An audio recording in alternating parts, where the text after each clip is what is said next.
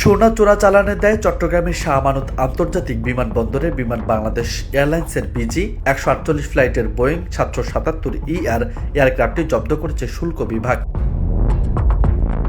বিমানে তল্লাশি চালিয়ে আতিয়া সামিয়া নামে এক যাত্রীর কাছ থেকে 20টি গোল্ড বার আটক করা হয়েছে, যার বর্তমান বাজার মূল্য প্রায় 2,60,00,000 টাকা। শুল্ক গোয়েন্দা ও তদন্ত অধিদপ্তর সূত্রে এসব তথ্য জানা গেছে।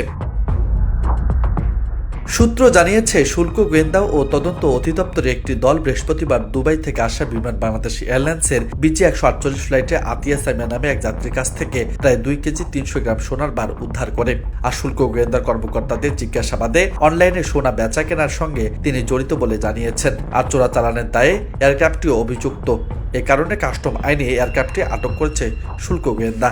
আসলে আজকে সকালে যে ঘটনাটা ঘটেছে, এটা প্লেনটা 10:52-তে ঢাকায় চলে গিয়েছে। বাট মিস্টার মিনহাজউদ্দিন, যে আজকে কাস্টমস ইন্টেলিজেন্সের আঞ্চলিক প্রধান, ওনার মাধ্যমে আমরা জানতে পারলাম, উনি বলেছেন এটা আসলে কাগজে কলমে জব্দ করা, যার কারণে বিমানকে একটা জবাবদিহিতার আওতায় আনা যাবে। বিমানের আসলে সিটের নিচে যে সোনা লুকানো ছিল, এটা তো আসলে যাত্রীর পক্ষে সম্ভব না। এটা বিমানের কেউ ছিল কিনা, বা বিমানের যে ক্যামেরা আছে ভিতরে, ক্যামেরার ফুটেজগুলি তারা বিমান দিতে বাধ্য থাকবে, বা বিমানের কোনো চেকিং ছিল কিনা, সিকিউরিটি ছিল কিনা, এই জিনিসগুলি একটা জবাবদিহিতার আওতায় আনার জন্য বিমানকে অফিসিয়ালি কাগজে কলমে জব্দ করা হচ্ছে। বাট বিমান ইজ ফ্রি। বিমান যে প্লেনটা ছিল, ওই প্লেনটা নর্মাল যাত্রী নিয়ে চলাচল করবে, এটা কোনো বাধা নেই। এটা হচ্ছে কাস্টমস ইন্টেলিজেন্সের আঞ্চলিক প্রধান জনাব মিনহাজউদ্দিনের ভাষ্য অনুযায়ী আপনাদের জানালাম। ধন্যবাদ।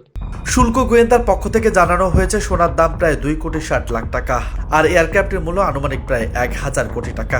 সব মিলিয়ে আটককৃত 1,02,60,00,000 টাকার বিষয়ে ন্যায় নির্ণয়নের জন্য চট্টগ্রাম কাস্টমস হাউসের কমিশনার বরাবর চিঠি দিয়েছে শুল্ক গোয়েন্দা।